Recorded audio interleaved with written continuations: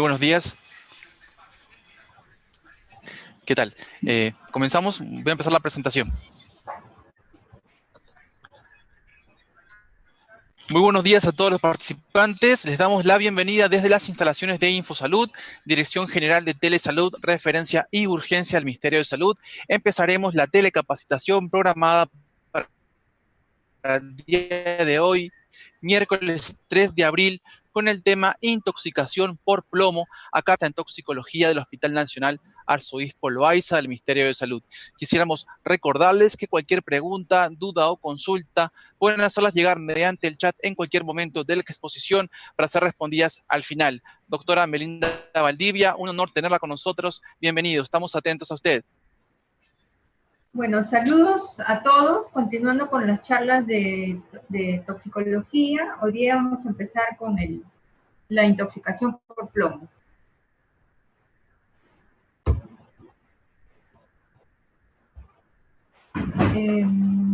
Digamos que el plomo para algunos les suena un poco como que recién es una cosa que está apareciendo, pero la intoxicación por plomo está descrito desde hace mucho, ¿no? Y también a través de la historia, ahora se sabe que muchos famosos, como tienen ahí Van Gogh, han estado intoxicados por plomo, ¿no? Si alguno ha leído la biografía de Van Gogh sabe de su carácter o personalidad, y precisamente en aquella época las pinturas contenían plomo.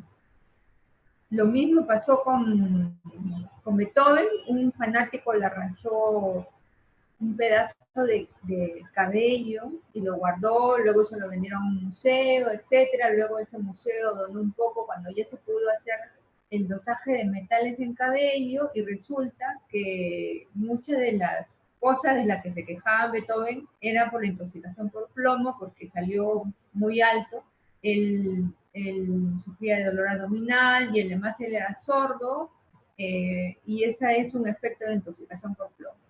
Y bueno, a los que les interesa más, una vez Benjamin Franklin mandó una carta a un colega sobre las observaciones que hacían de unos trabajadores en el lugar que había visitado, ¿no? Y la carta, que la pueden buscar por internet, describe precisamente la intoxicación por plomo. A la intoxicación por plomo le llaman saturnismo, ¿no? Entonces, ¿por qué le llaman saturnismo? Y ahí tienen dos representaciones de Rubens y de Goya del dios Saturno. Y de paso Goya también parece que estuvo intoxicado por plomo, porque Saturno era un dios griego que adoptaron los romanos, y decía que había la maldición, que su primer hijo lo iba a matar y quitar el trono, etc. Entonces él, cada vez que nacía un hijo varón, se lo comía. Entonces, fíjense digamos, la mentalidad de los médicos antiguos, etcétera, de poner saturnismo, porque da un compromiso neurocognitivo tan severo que puede llevar para los autores y para las observaciones anteriores, supuestamente a la locura. Bueno, este es una propaganda en el Callao, ¿no? Plomos que estás haciendo, intoxicando a los niños. Como sabemos, aquí en el país, bueno, hay varios sitios donde hay exposición a plomo, pero digamos, lo más escandaloso internacionalmente es lo del Callao, donde queda el depósito de minerales, en la zona de Puerto Nuevo, que si se mide ahí el plomo en los niños, está pasando los valores convencionales de 10 microgramos por decilitro. Y el otro es el asunto de la Oroya, ¿no? En la Oroya también tenemos este problema, que digamos, internacionalmente son los más conocidos, pero no quita que a lo largo de todo el país haya exposición al metal, ¿no? Ahora, ¿por qué hemos usado el plomo? Porque estamos viendo el lado malo, pero en realidad el plomo tiene algunas características como que es de bajo costo, es maleable, dura, tiene propiedades antiderrumbe, se utilizaba en la gasolina porque aumentaba el octanaje, era antidetonante, pero claro, podemos utilizarlo, pero siempre tratando de no contaminar a los trabajadores ni a la población que está circundante. Ahí en la diapositiva les pongo algunos ejemplos de fuentes de plomo, ¿no? En este caso, los que realizan vitrales, que también hay en el país, hay personas que se dedican a esto, los verdaderos vitrales, ¿no? Los que están hechos de vidrio y no los que son pintados. Las uniones de los vitrales son de estaño y plomo. Algunos hacen un análisis de la caída del Imperio Romano, ¿no? Cómo es que este imperio que consiguió grandes cosas acabó tan mal. Y es que cuando se hace una de las teorías es que, claro, todas sus vasijas eran de plomo, las cañerías de plomo, todo era plomo, inclusive al vino que ellos utilizaban le echaban plomo, que era la grapa, porque aumentaba el buque del vino, ¿no? Entonces, y revisando la historia, revisando, también había mucha infertilidad y probablemente eso se haya debido al plomo. Formas de plomo, el orgánico, el tetraetilo y el tetrametilo de plomo, que antes se utilizaban en la gasolina, que ahora supuestamente no deben estar en la gasolina porque hay una directiva que lo prohíbe, y el inorgánico, que tienen ahí con los nombres comunes que se le conoce, galena, ¿no? Cerucita, etc. Y ahí les puse algunos en colores, porque, por ejemplo, el peróxido de plomo dióxido es un blanco, el cromato de plomo un amarillo, el óxido de plomo un rojo, porque se utilizan en las pinturas, bueno, precisamente eso porque dan un buen tono, un buen color, se mantiene el color, por eso es que lo utiliza, no se debe utilizar, ¿no? Pero digamos, los juguetes que compramos, que no han pasado por ningún tipo de vigilancia, etcétera. Si ustedes recuerdan, hace mucho, una marca comercial muy conocida de juguetes tuvo que sacar todo un lote internacional, ¿no? Que vendía aquí en el Perú también, tuvo que sacar todo un lote porque se encontró que todos sus juguetes, las pinturas contenían plomo. Entonces, si esa marca conocida tiene este problema, ya se imaginarán las que hacemos nuestro agosto, entre comillas, y los compramos a precio de regalo, ¿no? En este esquemita también hay muchas fuentes de exposición, las industrias, ¿no? Y ahí, por ejemplo, le salen las pinturas de las casas. Actualmente, las pinturas de las casas no deben tener plomo. En alguna época tenían plomo y el caso de escritos que el niñito se comía la cascarita que se desprendía, se intoxicaba el plomo.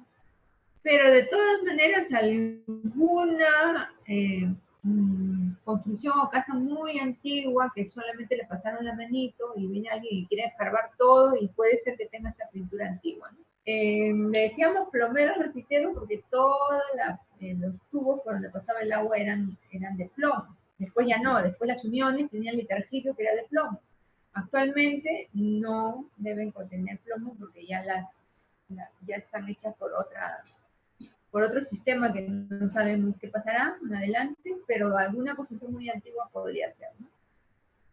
La cerámica que se hace con tierra contaminada con plomo también podría hacer una exposición. Las latas actualmente no tienen plomo. Luego las uniones de las latas, las tapas tenían, ya no tienen. De todas maneras se recomienda que si tenemos un alimento envasado en una lata, cuando lo abrimos, lo descarguemos, y si nos sobra, lo descarguemos a ambientes a contenedores de vidrio, ¿no? Porque, bueno, las latas ahora no tienen plomo, pero tienen una cobertura de bifenol que sí es top. Y ahí está el niñito, porque, bueno, en el caso de la intoxicación por metales, quien más se complica son los niños. Si una familia está expuesta a plomo, el que primero va a hacer la intoxicación a plomo es el más chiquito. ¿Por qué? Porque está cerca del suelo, porque tiene el hábito de llevarse todo a la boca, porque para el caso de plomo, los niños absorben más plomo que el adulto. Bueno, y en fin, los lápices, juguetes, cosméticos, hay trabajos acá en el país de cosméticos que están contaminados, o sea, que pasan muchas veces los valores de plomo que debería contener, en este caso algún juguete o cosmético, un lápiz labial, o a veces joyería, ¿no? A veces tenemos joyería que cuando se analiza, tiene plomo, y sobrepasa lo que debería estar esperado. Entonces, aquí me detengo porque en general con la intoxicación por metales, uno se basa en tres cosas. Uno, en la fuente de exposición. Dos, el cuadro clínico compatible. Y tres, los valores de los marcadores en sangre que podrían haber, como en este caso plomo en sangre. Y tienen que ser los tres, porque si, por ejemplo, me traen un plomo en 80 que está altísimo, investigo y no tiene fuente de exposición, entonces no tiene intoxicación, esto fue un error de laboratorio, se confundieron, fue de otro paciente, etcétera. O puede tener plomo alto y no tiene cuadro clínico y tiene fuente de exposición, sino que la persona tiene una exposición a plomo, pero no tiene intoxicación. Entonces es una triada para hacer el diagnóstico. Y aquí les puse, ¿y cómo vamos a saber? Porque no vienen los pacientes con su letrero, acá no tengo intoxicación por plomo. Algunos trabajadores saben, obviamente, porque trabajan, pero a veces el error es que nosotros no preguntamos, ¿no? Entonces nos dice que, ¿a qué se dedica? Ah, yo trabajo fabricando cables, y ahí quedó, ¿no? No preguntan más.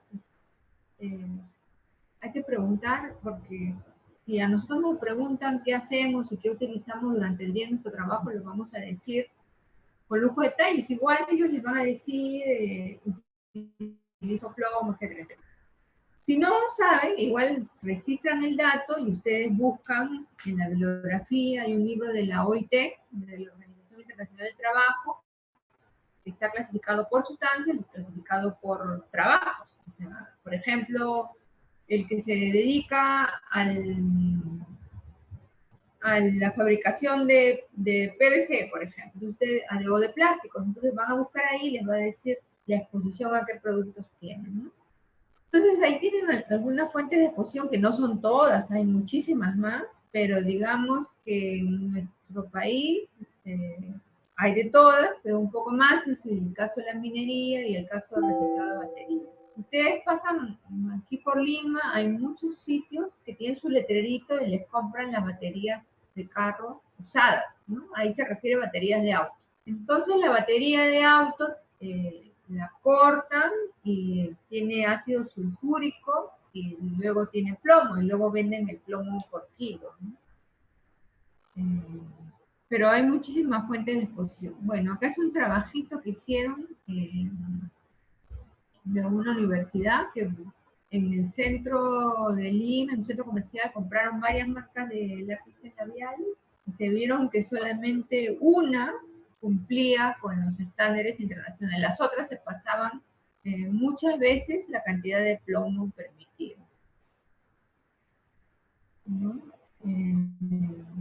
Y como ven, a ver que salen en las noticias, por ejemplo, estas máscaras que vendían en Cusco también contenían plomo, ¿no? Muchos juguetes, muchos útiles escolares, ¿no? A veces también compramos los útiles escolares que no tienen su código de lijeza, etcétera. Entonces, uy, qué bien, compramos las crayolas a un precio bajísimo y resulta que estamos comprando las crayolas que están contaminadas con plomo. Bueno, ahí tienen otras exposiciones, ¿no? Por ejemplo, en caso de los soldadores, aquí había que preguntar qué utilizan para soldar, porque puede ser plomo, puede ser manganeso, puede ser mercurio, puede ser cadmio, precisar, ¿no? Ahí los fabricantes de cables, y una vez escuché en la clase de una doctora que también había puesto su fotito, no solo los fabricantes, sino los que se roban los cables, obviamente están expuestos. En Estados Unidos, donde hacen dosaje de metal, de plomo, mercurio a los pequeñitos, como hacer un hemograma, vieron que la medida de eliminar el plomo de la gasolina fue efectiva. Como ven en el cuadrito, en 1976 tenían valores altísimos de plomo, llegamos a 100, el permitido hasta 10 microgramos por decilitro, y luego que se adoptó esta medida, el dosaje de plomo en niños bajó drásticamente.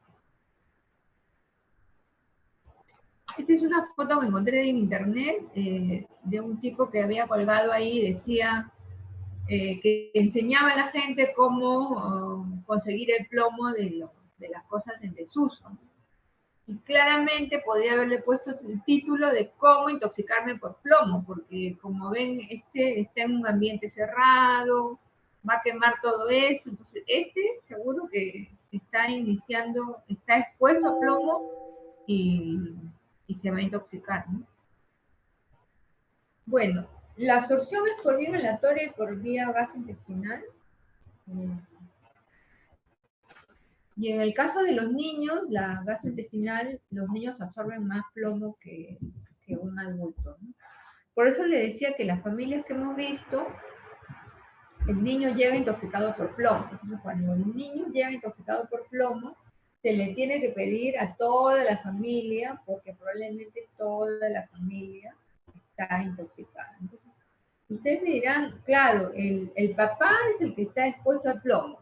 Lo más probable es que el papá es el que se intoxique, pero resulta que el papá no se intoxica, sino el hijo menor, por malos hábitos en el trabajo, ¿no? O sea, por llevarse la ropa de trabajo, porque formalmente la ropa de trabajo debe quedarse en el ambiente de trabajo, ¿no? Y se llevan la ropa de trabajo a la casa, en la casa contaminan a la familia y como siempre pasa, el más chiquitito de la casa es el que se intoxica. Entonces los niños absorben más plomo.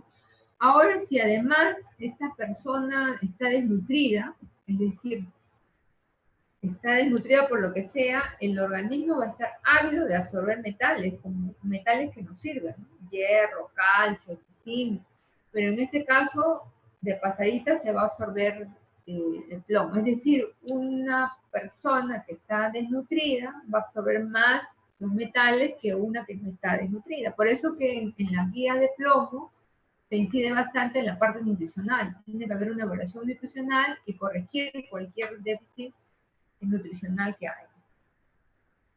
haya, perdón. Pasa la placenta y la leche materna. Y aquí en este cuadrito les digo, el plomo pasa primero a la sangre, está en la sangre alrededor de un mes, pasa a tejido blando, alrededor de otro mes, y de ahí acaba depositándose en el hueso. En el hueso está por lo menos 20 o 30 años, ¿no? Y esta parte de la distribución del plomo nos sirve porque nosotros lo que hacemos es hacer el dosaje de plomo en sangre. Y el dosaje de plomo en sangre, como ven ahí, me va a indicar solamente la exposición al plomo. Entonces tengo que hacer una buena historia, porque si el paciente está expuesto a plomo, le voy a hacer el dosaje en sangre y eso me indica exposición, no necesariamente intoxicación. Otra cosa es que coincida, bueno, está tan expuesto a hacer intoxicación, le tomo en sangre y me va a salir alto, pero en realidad es un biomarcador de exposición. Bueno, pasa a tejido blando, donde dependiendo de los años, de la cantidad de exposición o de la persona, va a ser intoxicación o no. Finalmente queda depositado en el hueso. Y eso recuérdenlo porque puede venirle una persona intoxicada por plomo y usted le preguntan y le repreguntan y dice, ya no me fastidie, yo no tengo ni disposición a plomo, sino que estoy trabajando aquí, por ejemplo, como secretario. Pero hay que preguntar la historia pasada, porque resulta que estuvo después, supongamos que el ejemplo que estuvo bien en La Oroya muchos años y ya está en Lima 10 años. Cuando estuvo en La Oroya tuvo exposición a plomo, pero el plomo quedó en el hueso. Entonces, en este momento no está expuesta esa persona, pero digamos que está gestando, que le dio un hipertiroidismo, que tuvo alguna enfermedad, cualquier enfermedad que haga que el calcio se movilice desde el hueso, también se moviliza el plomo, entonces ya no está expuesta, pero el plomo que estaba en el hueso se moviliza y le puede intoxicar por plomo, ¿no? Pero estas condiciones, porque a veces una vez llegó un paciente y me dijo, a mí me han dicho que cuando tengo estrés mental, psicológico, me voy a intoxicar, porque ya tenía una exposición pasada, ¿no? Pero no es este tipo de estrés mental, psicológico, sino una situación de estrés como una sepsis, un accidente, prestación, bueno, que entre comillas no es situación de estrés, sino cualquier situación que haga que el calcio se remueva del hueso, también se remueve el plomo. Esta es otra fuente de exposición, los soldaditos de plomo, ¿no? Que ahora ya son de colección, no deberían ser para jugar, porque si el niño está chupe y chupe el soldadito de plomo, se va a intoxicar. ¿Cuál es el mecanismo de acción de todos los metales? El mecanismo de acción de todos los metales que se unen a grupos sulfidrilos. Ya está en chino, no es en chino, sino que los grupos sulfidrilos tienen diferentes funciones en todo el organismo, a nivel enzimático, etc. Entonces, de ahí se entiende que los metales provocan muchas manifestaciones, ¿no? Ese es el mecanismo de acción común a todos los metales. Lo otro es que se parece al calcio. Entonces, como se parece al calcio, acuérdense todas las funciones del calcio en el organismo. El calcio sirve para los huesos, sirve para que se liberen sustancias en el sistema nervioso central, sirve para la contractibilidad del corazón, del músculo que tenemos, del músculo que tenemos en el cuerpo, del músculo que está rodeando arterias, órganos. Entonces de ahí se entiende también todas las complicaciones que puede tener. Aparte es cancerígeno, la IARC lo clasifica como cancerígeno 2A y mutagénico, ¿no? Puede alterar el ADN. Y ahí al costado ven los que hacen las plomadas, ¿no? Las plomadas para pescar, o sea, no el que pesca, sino el que las hace se va a intoxicar.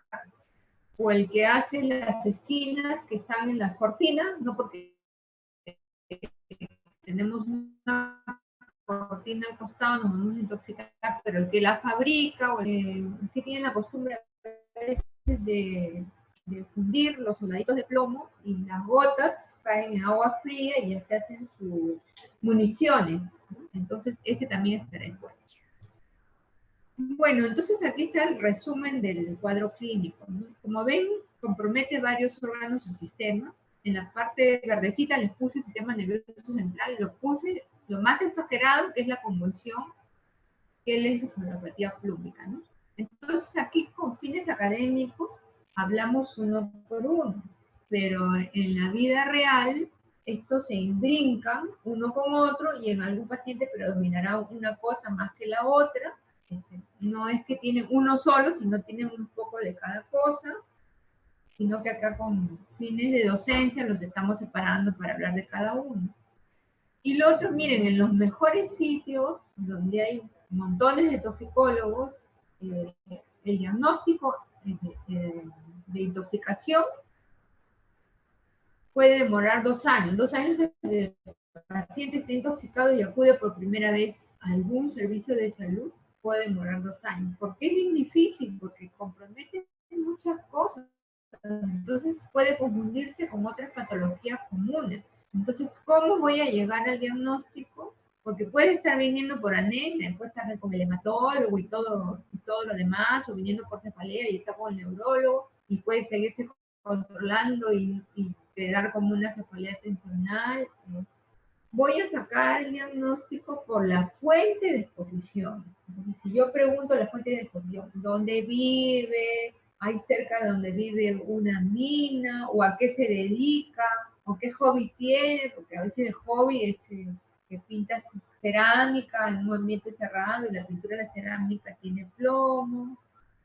Tiene plomo porque no compra las que son más caras. Entonces, si no saco la fuente de exposición, por eso hay que escarbar en lo que trabaja y preguntarle, ¿y qué utiliza en su trabajo? Ya él les dirá, pues utilizo mercurio, o les dirá algún nombre comercial que lo busca. Si no sacamos fuente de exposición, no se va a llegar al diagnóstico. Entonces, de repente, ustedes sacan la fuente de exposición, pero no está enfermo, pero ya pueden poner expuesto a plomo y ya revisarán el cuadro clínico más a profundidad. Entonces, en el verdecito, el compromiso del sistema nervioso central, que empieza todo larvado, porque puede empezar solamente con un poquito en adultos, ¿no? Un poquito de dolor de cabeza, un poquito de irritabilidad.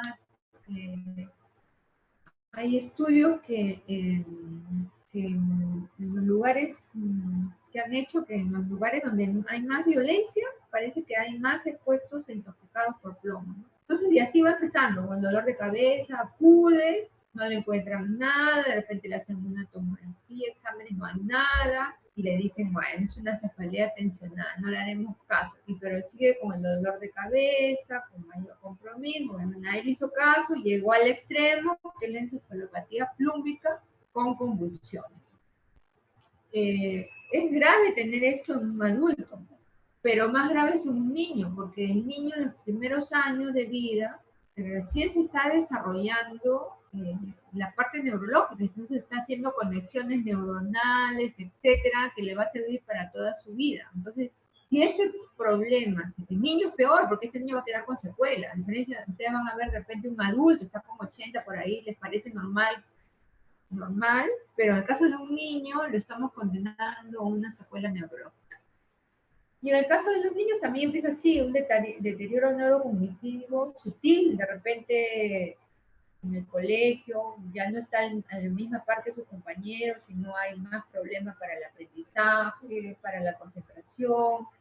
A veces puede pasar desapercibido y ya ser demasiado tarde, ¿no? Por eso, si sospechamos en el caso de un niño, además de un adulto, también podemos hacer evaluaciones neurocognitivas más sutiles para tratar de detectar. A nivel sistema nervioso periférico, va a empezar con debilidad en miembros inferiores o superiores, así, de poco a poco, hasta que puede llegar el punto en que no camine o tenga la mano caída, ¿no? A nivel del sistema hematopoyético, el paciente tiene anemia.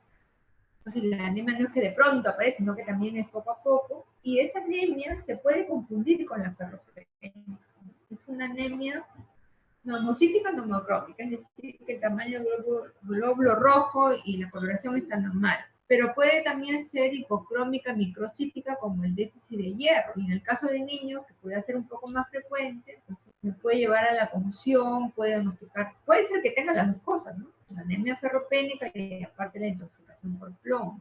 Pero ahí voy a detectar por la exposición o va a ser que yo le doy el tratamiento de la anemia ferropénica, pero voy a ver que no corrige o corrige algo, pero sigue con anemia. En el caso del tracto gastrointestinal, bueno, va a haber hiporexia, puede haber vómitos, hay el dolor abdominal. Una vez escuché a una doctora decir que el dolor de la intoxicación por plomo era agudo, como un cólico saturnínico que se llama, pero eso es en el extremo, pues cuando ya se le pasó el diagnóstico a todo el mundo y llega así, pero empieza con anorexia, hiporexia, náusea y dolor, va al hospital, y el dolor, poquito de anemia, dolor, poquito de... Entonces, como no le encuentran nada, le hacen la ecografía, parásitos en ese, bla, bla, bla, no le encuentran nada, entonces no, esto es un problema funcional, un colon irritable, una diabetes. Entonces, queda así, como nadie se da cuenta, y si sigue expuesto a plomo, y sigue, llega al punto que llega a un dolor abdominal agudo, que inclusive entra a sala de operaciones, porque es tan agudo, y entra a sala de operaciones y no se encuentra nada. Dicen los toxicólogos antiguos que este dolor calma ejerciendo una presión intensa en el mesogástrico, una presión intensa con todo el cuerpo, con todo el peso del cuerpo del médico tratante, ¿no? Y con eso revierte. A nivel cardiovascular hay hipertensión arterial. La hipertensión arterial es común a casi todas las intoxicaciones por metales, casi todas en todas puede haber hipertensión arterial. Tal es así que también hay trabajos que parece que un porcentaje de lo que nosotros le achacamos como hipertensión esencial pueda deberse a metales en la población. A nivel del riñón puede dar falla renal y lo que se llama síndrome de Fanconi, es decir, por ejemplo, que ustedes encuentren que le hacen un examen de orina y hay glucosa en orina sin que sea diabético. O sea, no es diabético y le encuentro glucosa en orina y encima esté expuesto a plomo, ojo, que puede ser que esté intoxicado por plomo. Y a nivel reproductivo puede haber abortos, infertilidad. ¿no? Una doctora de Cerro de Pasco me consultó, quería quedar gestando, ¿no? Y me consultaba qué puedo hacer. Bueno, mientras siga allá va a seguir expuesta. Ahora, lo otro es la idea equivocada, que en algunos trabajos le dicen, no, vienes a trabajar acá 15 días, ¿no? Con la supuesta exposición, se supone que si es una empresa formal, va a aplicar todos los estándares necesarios para que no, esa exposición sea mínima, ¿no? Y te vas 15 días a Lima. Y como ya no estás expuesto, ocurre como que una limpieza. No es cierto, porque ustedes están viendo que se expone 15 días, pasa tejidos un mes, y luego se va a ir quedando en el hueso y el tejido, ¿no? O sea, la exposición va a continuar. Y esto es ya lo que les he dicho, ¿no? Del compromiso del sistema nervioso central. Ojo que todo empieza muy sutil, ¿no? Problema de concentración, de atención, ¿no? Que a veces le sacamos otras cosas, porque de repente coincide con el está por jubilarse o la vejez, ¿no? O de repente, en un caso un niño no, tiene un déficit de atención, pero no se fijaron que ese niño, su papá trabajaba con, digamos, con plomo.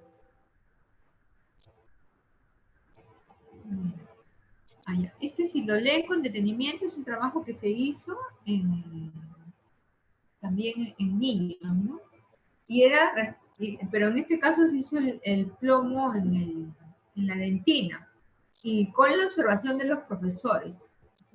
A los niños que tenían más plomo en la dentina, coincidía que los profesores observaban, por ejemplo, que se dormían mucho durante el día, que se distraían mucho, que eran muy hiperactivos. Entonces, por ahí también coincidía con la observación de los profesores.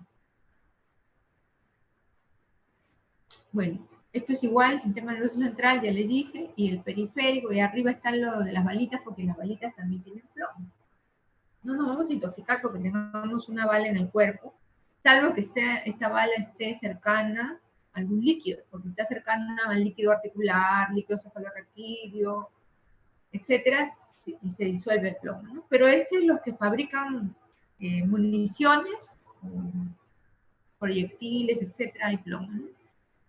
Bueno, el sistema nervioso periférico, si ustedes detectan la exposición a plomo y encima le dice que tiene debilidad en músculos inferiores y encima lo examinan y lo corroboran, le buscan la sensibilidad o tienen alteraciones, esa predominio motor, ya le pedirán pues una electromiografía. Bueno, esa es una fotografía antigua de la mano del pintor, ¿no? Es la mano caída, porque antes las pinturas tenían plomo, pero ojo que las pinturas también tenían plomo, solventes, y los solventes también dan neuropatía. Nosotros hemos visto más en niños, en niños, bueno, en adultos, pero más en miembros inferiores con el pie caído. Acá ingresó un niñito también con convulsiones y tenía la marcha típica con el pie caído, y se investigaba y se investigaba, o el papá con la mamá que se dedican, no se sacaba por ningún lado la fuente de exposición. Y bueno, y al final resulta que el papá compraba envases de pinturas, acá en Lima, de lo que fuera, envases de pintura de lo que fuera. Y lo llevaba a su casa y toda la familia lo lavaba y luego ya él se lo llevaba a provincia y lo vendía. Esa era la fuente de exposición. Bueno, ahí tienen otra mano caída. A nivel de... Ya habíamos dicho que a nivel hematopoyético había anemia. ¿Por qué anemia? Porque el plomo, ahí, esa es la figurita de la síntesis de hemoglobina. Pero quiero que recuerden que el plomo bloquea varios de los pasos en la síntesis de la hemoglobina, por lo tanto, la persona va a tener anemia. Bueno, ya hemos dicho esto de la anemia, hay otros efectos. Y lo otro que se puede ver, el punteado basófilo, ven ahí en el esquema, es un glóbulo rojo, y ven uno de ellos que está llenecito de granulaciones. Claro, pero el punteado basófilo no es patognomónico la intoxicación por plomo, ¿no? Pero lo peor sería que lo tenga y bueno, en este caso, si tiene la sospecha, ustedes se acercan al que va a hacer la lectura de la lámina y le insisten, oye, por favor, búscame con más detalle el punteado basófilo. gastrointestinal, ya hemos dicho, y aquí se ve lo que se llama el ribete de Barton. No se ve en todos los pacientes, por si acaso, ¿no? Si no tienen, no quiere decir que no tenga intoxicación, ¿no? Resulta que las personas que tienen malos hábitos de higiene dental, las bacterias que están en esa zona convierten el plomo a sulfuro de plomo y hay una coloración grisácea en la encía, en la parte que está pegada al diente, ¿no? Acá tuvimos un paciente que ingresó por un accidente laboral, sino en aquella época no tenía una buena cámara, y el paciente pintaba embarcaciones, y sí le daban su máscara y todo esto, y era al aire libre, eso era en el Callao que pintaba embarcaciones. Y resulta que como pintan una máquina que dispara, no me acuerdo el nombre ahorita de esa máquina que dispara, él accidentalmente se inyectó. Y bueno, ahí se le dibujó el plomo, pero cuando fuimos a verlo, fue una satisfacción, porque a un residente ya lo habíamos capacitado y me manda un mensajito: doctora, paciente tal, en la cama tal, con ribete de Barton. Y tenía el ribete de Barton, y le preguntamos, y si tenía síntomas de dolor abdominal, etcétera, pero él no quería tener problemas con su empresa, y se perdió. Se perdió porque a veces las empresas les dan el equipo que tienen que usar, pero el equipo en calor es pesado, es una cosa grande, incómoda, pero si se hace la capacitación a los trabajadores y le digo, les va a pasar todo esto o sus hijos se van a intoxicar, y el trabajador lo va a considerar antes de quitarse el equipo de protección personal. Y este cuadrito era porque la intoxicación por plomo también puede dar sordera, ¿no? Entonces, el cuadrito, a mayor nivel de plomo, había mayor pérdida de decibeles en este trabajo. Bueno, el riñón, ya les dije que el paciente puede tener glucosa en orina sin ser diabético, ¿no? Bueno, ese síndrome de Fanconi que no es exclusivo de la intoxicación por plomo, sino que puede, digamos, puede pasar en otros metales y puede haber otras patologías, pero si me ocurre esto en un paciente que está expuesto a plomo, yo debo considerar y hacerle su dosaje de plomo.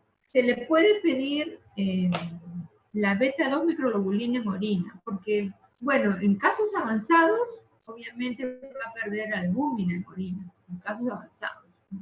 Demasiado avanzados, pero al inicio va a perder la beta-2 microglobulina, que es una proteína que indica daño tubular, que es el principal daño que da en el riñón. Bueno, y hay otra que no la tenemos acá en el país, que es mejor aún, que la N-acetilglucosaminidasa.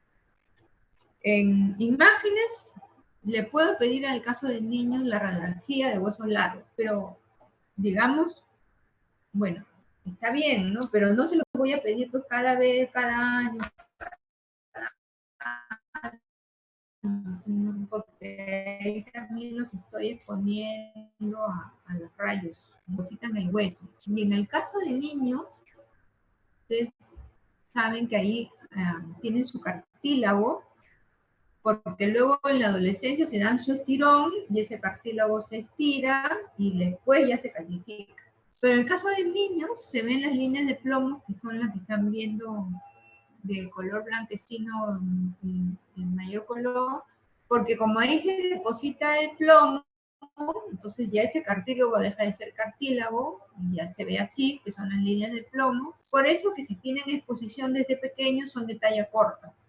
Entonces ya cuando sean adultos no, van a ser de menor tamaño comparado con el resto, ¿no? Para eso me sirven las imágenes. Bueno, si llega con convulsiones, me servirá una tomografía, el hemograma por lo de la anemia, el protis por lo del punteado basófilo, el ácido úrico, porque el ácido úrico, porque como habíamos visto que hay un daño en el riñón, también va a haber dificultad para excretar el ácido úrico y va a haber un exceso de ácido úrico. Tal es así que, bueno, ya no se ve tanto, pero está descrito en la historia la gota por plomo. Está expuesto a plomo, se intoxica por plomo y hace un cuadro de gota. ya no se ve eso, pero le puedo pedir ácido úrico. Entonces, otra vez hago mi triada, ¿no? Está expuesto y tiene clínica compatible o no, pero como está expuesto le pido los exámenes y resulta que le encuentro ácido úrico en sangre y no tienen ningún familiar con gota, etcétera, uno podría sospechar, ¿no? Bueno, esto es lo mismo. Otra persona que va a hacer la lectura de la lámina para que lo busquen. O a veces en algunos sitios de hemograma, ya de frente lo hace la máquina, ¿no? Entonces que ustedes pidan que, bueno, que aparte vean la lámina. Bueno, pedimos el plomo en sangre. Arribita les puse una máquina que tienen en provincias en algunos lados, que han comprado su máquina que es el Care, que digamos mide el plomo, así como mide la glucosa, ¿no? Con una gotita de sangre. Eso, inclusive ahora hay máquinas mejores porque tienen ya la corrección para zonas de altura, pero bueno, no es que tengo la maquinita casi, sino que realmente esa maquinita la tengo que usar en un ambiente que supuestamente esté libre de plomo, para que no haya contaminación. El asunto es que esa maquinita la puedo usar, pero se usa con fines de screening, es decir, quiero estudiar a toda una población que está por ahí, entonces le hago el screening a todos los niños, pongámoslo, y a los que les sale alterado, de todas maneras le hago el plomo en sangre. Él sirve para efectos de screening. Entonces, el plomo en sangre, como hemos dicho, significa exposición. Hay otro examen que no sé si es el país, que es la 100-protoporfirina, y que va a salir alterada o alta porque, como hemos dicho, que en la síntesis de la hemoglobina se afectan varios pasos. Uno de los pasos puede hacer que haya un exceso de este tipo de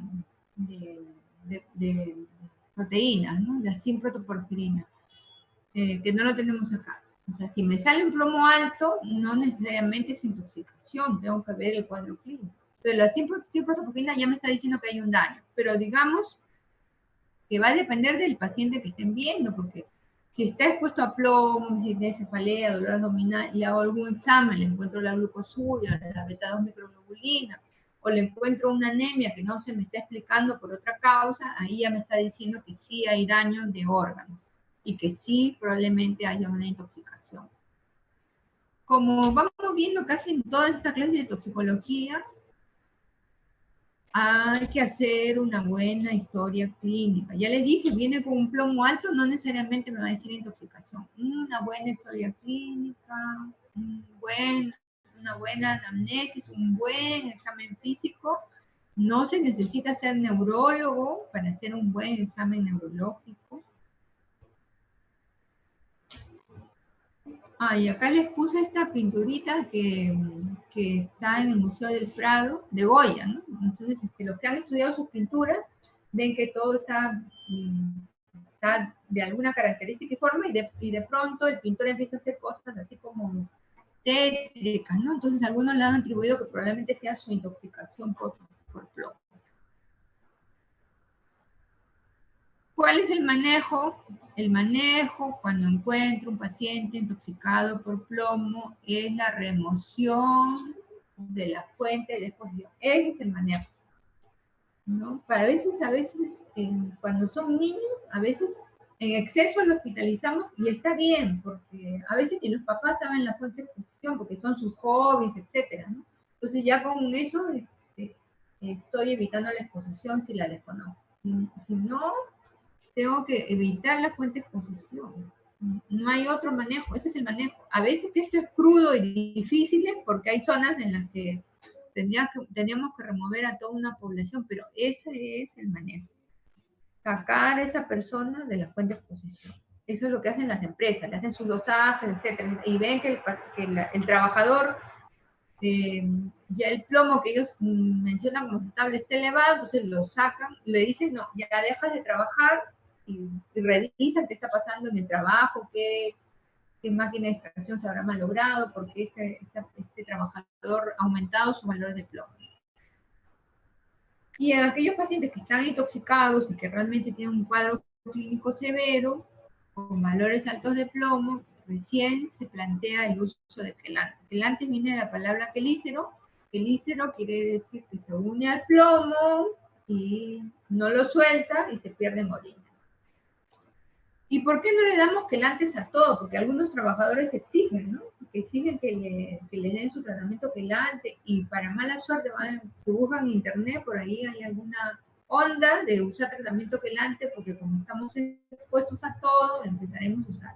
No es así porque el tratamiento quelante tampoco no es un analgésico sencillo o un medicamento uso frecuente, porque también tiene sus efectos adversos y así como que el plomo también se puede llevar de encuentro los metales que nosotros utilizamos. O a veces podemos darle el quelante y estamos más bien removiendo el plomo de los tejidos y el paciente se agrava. Entonces tiene sus indicaciones, sus precisiones. Tengo que estar en un hospital que cuente, si el paciente se me complica, que cuente que le voy a poder hacer diálisis, que tenga una unidad de cuidados intensivos por si es necesario, por si acaso este paciente haga alguna de las complicaciones.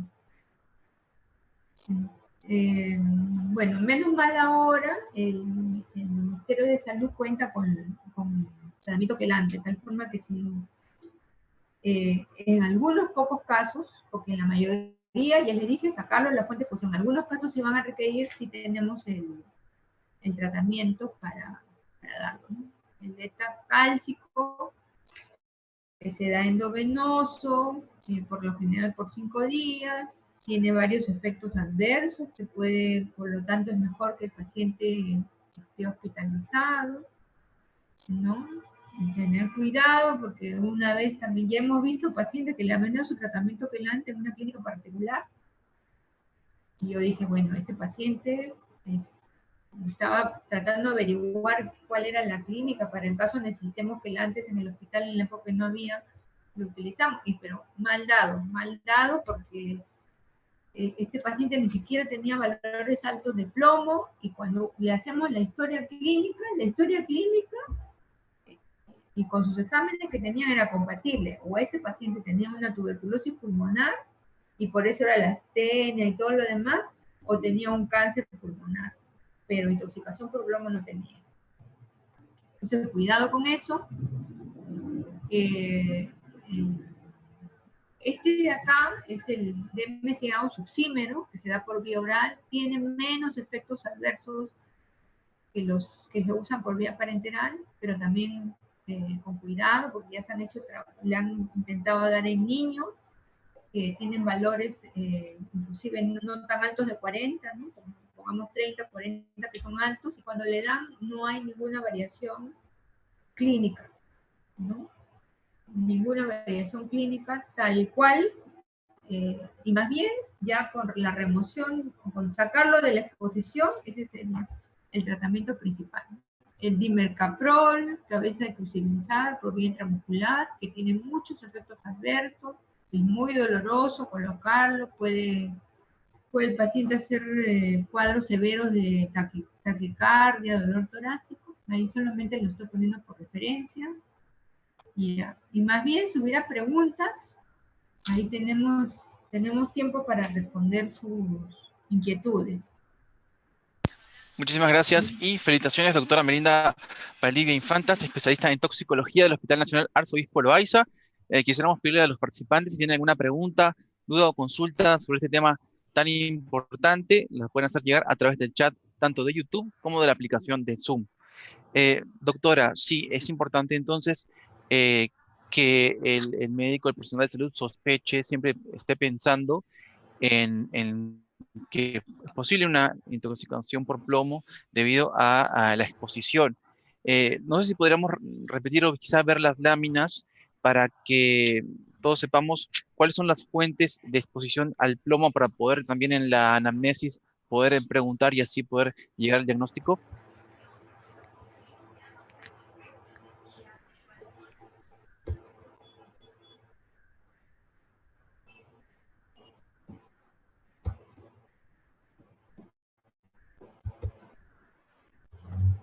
Miren, en realidad el diagnóstico de intoxicación por metales es difícil, pero ayuda a muchos de nosotros que somos profesionales de la salud, no tenemos ni idea de los productos que se utilizan en los diferentes trabajos, en las diferentes situaciones en las que se podría estar expuesto. Pero ahora la información es, digamos, ya es global, es difícil que uno no pueda informarse. Entonces de repente el paciente les dice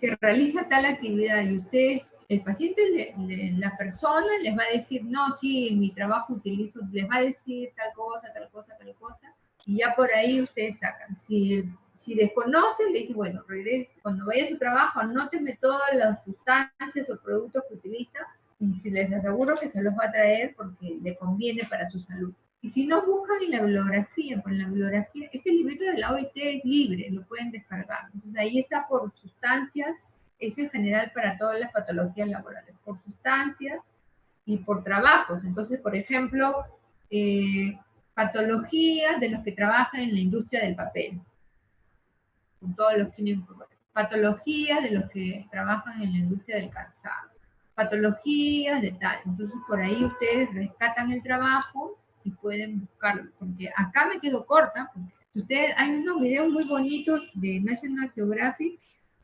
sobre el plomo, y ahí les va contando, y ahí si se ven, son 2 horas completas el video, uy, hay muchísimos trabajos en los que se utiliza plomo. No, a veces no conocemos todos, pero sí podemos buscarlo. Ahora en el internet pueden buscar todo este tipo de datos y detalles. Como les digo, acá hay muchísimos más, ¿no? Excelente, doctora, muchísimas gracias. Tenemos algunas preguntas en el chat. Nos dicen si el daño de la intoxicación por plomo en adultos se puede revertir. Ese depende, porque acuérdense que no son enfermedades sino enfermos. Depende de la edad, de si es previamente sano. Por ejemplo, digamos que de la condición de la persona, pongamos que digamos que es diabético, que no se controla, ya de por sí tiene riesgo de hacer neuropatía. Y encima está puesto a plomo, entonces es mayor ese riesgo y de repente en ese paciente la neuropatía puede ser que ya no revierta, ¿no? Pueden mejorar en ese chiquito que vimos, la neuropatía mejoró al alta comparado del inicio, pero no regresó a su basal. Y bueno, de ahí no regresó más. Pero depende, depende de muchos factores, del tiempo que está expuesto, del tiempo que logré hacer el diagnóstico. Hemos visto pacientes que se han recuperado de alguna encefalopatía plúmbica porque se le dio el tratamiento quelante y se han recuperado, ¿no? Pero digamos que si le hiciéramos test más sutiles, lo vamos a ver que se ha quedado con alguna alteración. O sea, eso depende de... Y algunos que se han recuperado al íntegro y no han tenido mayor exposición. Y es que depende de cada paciente, del tiempo que ha estado expuesto, del retardo en el diagnóstico, depende de muchos factores. Muchísimas gracias, doctora. También nos han preguntado si podría comentar sobre la contaminación de fuentes de agua para consumo humano, como son los ríos. Bueno, eso va a depender. Yo le rogaría, en cada lugar donde estén ustedes hay digamos, un encargado de lo que es acá la Dirección General de Salud Ambiental, tiene sus conexiones a lo largo, obviamente, de todo el país, ¿no? Y aunque no lo crean, tienen han hecho sus dosajes de metales en agua, etcétera, porque a veces la población no sabe cuando se hacen los talleres, los encargados tienen todos esos valores para esa zona, ¿no? Entonces, en la zona de ustedes investiguen los trabajos que tenga DIGESA para la zona, pero claro, depende del lugar, porque si tengo una mina informal o formal, la que fuera, pero que no cumple los estándares que debería cumplir para no contaminar y está contaminando el ambiente, obviamente el plomo va a estar en el aire, con lo que lo voy a respirar, va a estar depositado en las plantas y por lo tanto me la voy a comer con las plantas y también va a estar en el líquido que consumimos, ¿no? Entonces, Eso ya es responsabilidad de cada uno, investigue en su zona, como les digo, hay estudios de DIGESA en casi todas las zonas del país. Muchísimas gracias, doctora Melinda Valdivia, especialista en toxicología del Hospital Arzobispo Loaiza. Recordamos a los participantes que esta telecapacitación, igual que todas las telecapacitaciones, estarán siendo colgadas en el canal de YouTube de Telesalud Minsa, donde podrán visualizarla cuando lo deseen, donde lo deseen. Doctora Melinda Valdivia, por favor, le pedimos unas Una recomendaciones cosita, finales. Sí. sí, una aclaración antes que se me pase, porque por ahí también hay la idea entre el personal de salud de dar a todo el mundo calcio o ácido fólico, etcétera, en el sentido de que como están desnutridos absorben más.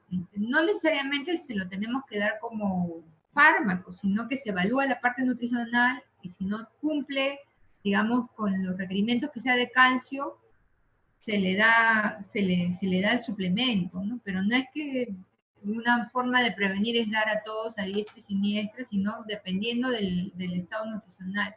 Y porque también hay la idea, y hay muchos trabajos de eso de dar la leche, ¿no? Para que tome su leche para evitar la absorción de calcio. Y al final ese consumo de leche ya no es la leche del trabajo, sino que pasó un aporte económico y por ese aporte económico. Pero en realidad no se debe comer, tomar ni nada en el lugar de trabajo. En ningún trabajo se debe hacer eso porque estoy comiéndome los químicos a los que estoy expuesto o las bacterias a las que estoy expuesta o etc. Entonces nunca se come o se bebe o se fuma, menos fumar en el ambiente de trabajo. Entonces no le vamos a recomendar a los trabajadores tomar leche en su trabajo.